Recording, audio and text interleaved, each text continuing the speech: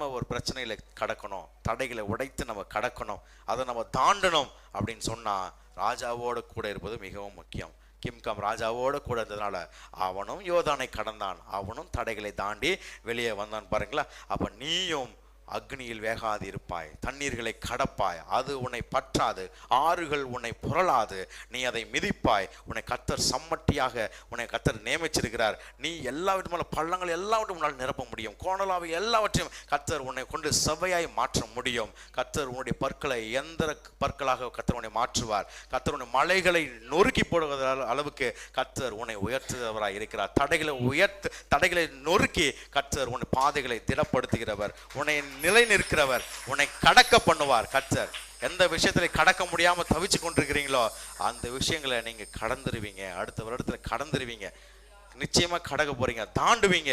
கர்த்தர் அப்படிப்பட்ட தடைகளிலிருந்து கர்த்தர் உங்களை கடக்க